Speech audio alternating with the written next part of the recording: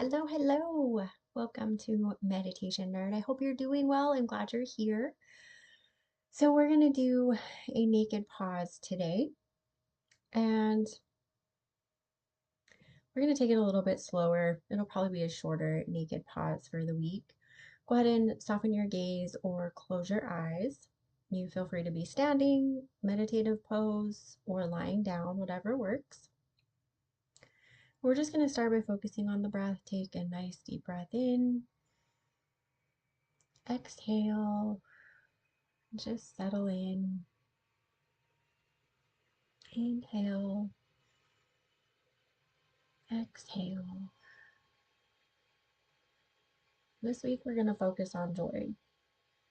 There's plenty of horror, there's plenty of rage, there's plenty of all of the other stuff. So we're going to create a little bit of time with the joyful aspects as well, because those exist alongside. So, since the naked pause is geared more for us to take some time to reflect on how our meditative approach, practice is going, I want you to sit with how your meditative practice has gone, then the last week. Inhale, exhale, and bring your focus to where and if your practice recently brought a moment of unexpected clarity or ease.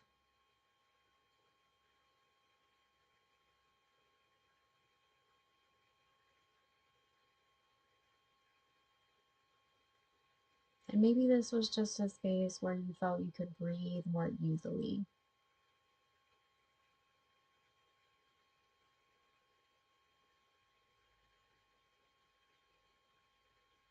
Maybe this came through as a deeper sense of connection with yourself, with others, maybe with something you love.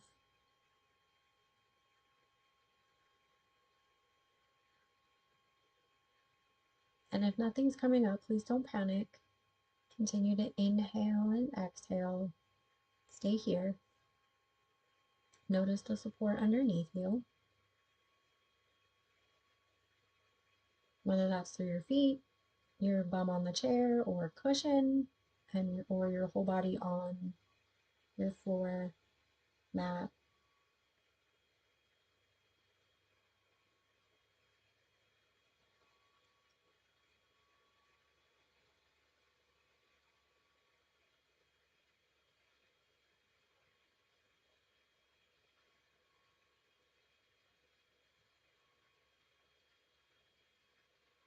For me, this showed up as I actually had like a real deep laugh. I was watching a comedian and he was talking about his clothes, going to get new ones, and it was hilarious, his delivery. So for me, it came through as a really good deep laugh. It wasn't a belly laugh. I haven't had one of those in a while. However, it was a genuine deep laugh. So maybe yours is a smile if it wasn't a deep laugh, or hopefully a belly laugh. Maybe yours came through as a deep sigh of relief or release. It could also be a feeling of inner strength. So joy can show up in a myriad of different ways.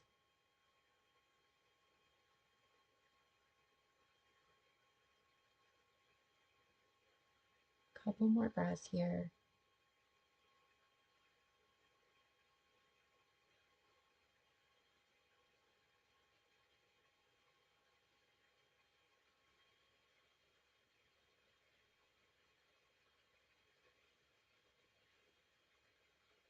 Okay, now I want to provide a little bit of space for anyone that didn't have anything come up as far as anything that I listed, right? Or any connection to joy. That is a perfectly normal response as well.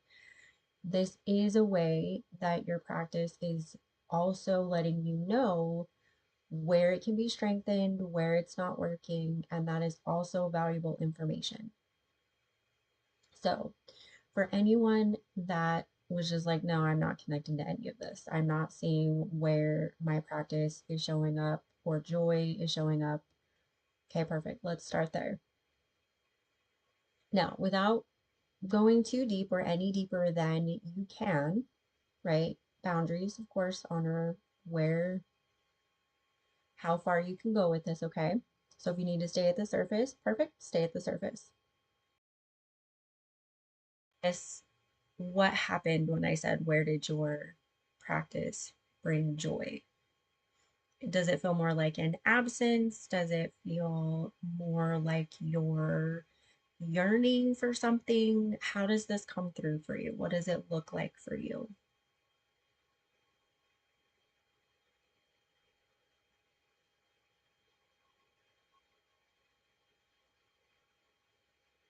And again, not going too deep or any deeper than you can. And when whatever it is that flows up, I want you to ask what is needed. How does your meditative practice need to be adapted for what you need? Is it a different meditation altogether? Is it a different style? Are you coming up against some sort of inner blockage? Perhaps you need a therapist, right? So just ask what else is needed and then just sit for a moment with it. Let it come up, right? Let it come from within you instead of your mind.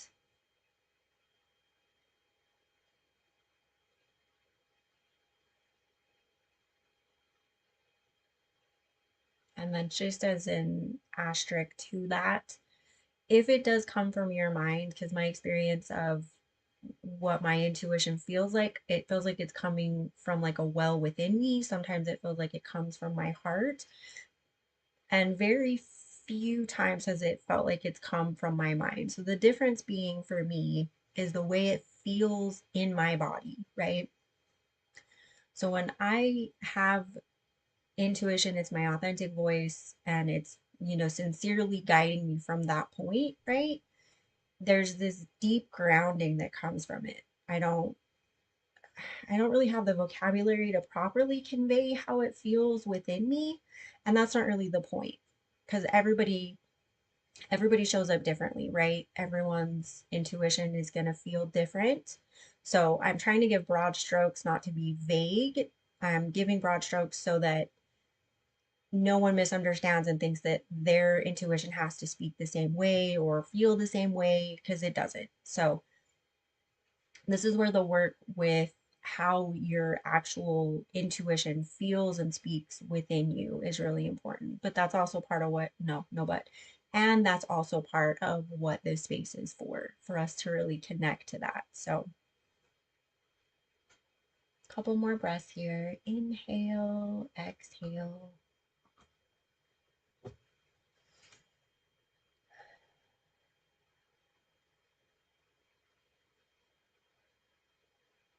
And again, this is for anybody that did not connect to joy being a product of their meditative practice, or a sense of ease, or, like your meditative practice is a wellspring, right? It brings creativity, it brings connection. You feel elevated, right? As a part of, not saying that's the only part of it.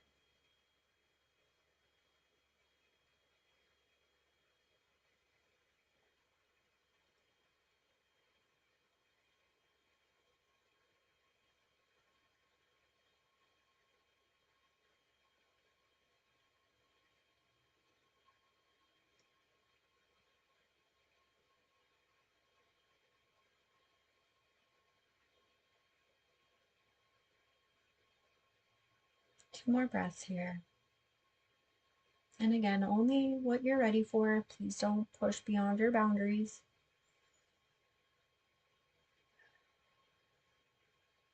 One more time. Inhale, exhale. And then you can slowly bring yourself more firmly into your body, become aware of your surroundings. So before I close our naked pause for the week, I wanted to just bring up these two aspects of meditative practice because they are very valid in our meditations. And I just wanted to make it a point of pointing out how both are still guiding us toward where we want to go, right? And our ability to adapt our meditative practice for, first of all, where we are in the moment is very important. As we change, right, we need to adapt and grow. And so does our meditative practice because it is also organic.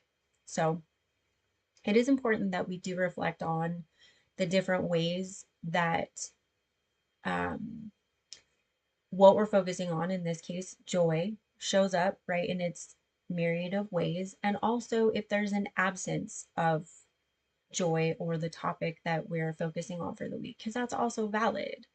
That's also guiding us to where it is that we need to adapt or change or where we're holding ourselves back, depending on what the situation is, right? So I just want to leave with one example as a way that sometimes I have to approach myself, especially with deep rooted stuff. So when I first started meditating, I was of the mind that you just had to keep pushing through. As I'm reading more of trauma sensitive mindfulness, I'm finding that some of my reactions were trauma based. And while my pushing through was effective in a lot of what I was doing, it also was exacerbating other aspects. So, luckily, my intuition was on point and I listened, more importantly.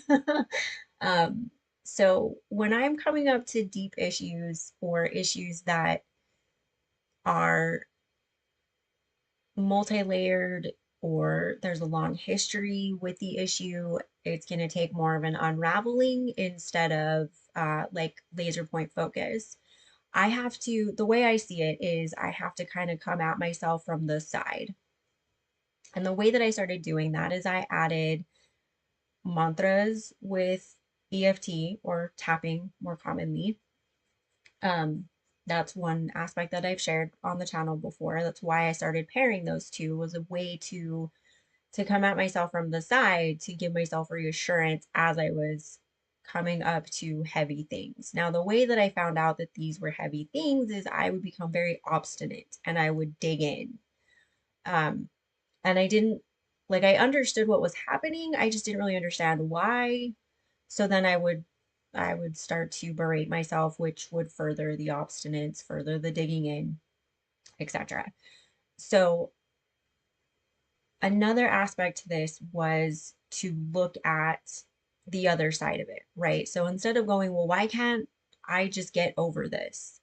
Or why can't I break through whatever this is, right? I started to look at the resistance as a positive. The resistance in most of the cases was it was me actively slowing myself down so that I didn't try to tackle all of the things that were about to arise because I would not have been able to handle that. I would have crashed out. So these these problems or, healing is multifaceted and it can take so many different approaches, and sometimes the approaches are going to stay with us for a while. Sometimes they're only needed in certain circumstances. Sometimes we just need them once. So I wanted to make sure to acknowledge that if something isn't coming up, it isn't necessarily a negative thing, right? And this is part of giving ourselves compassion and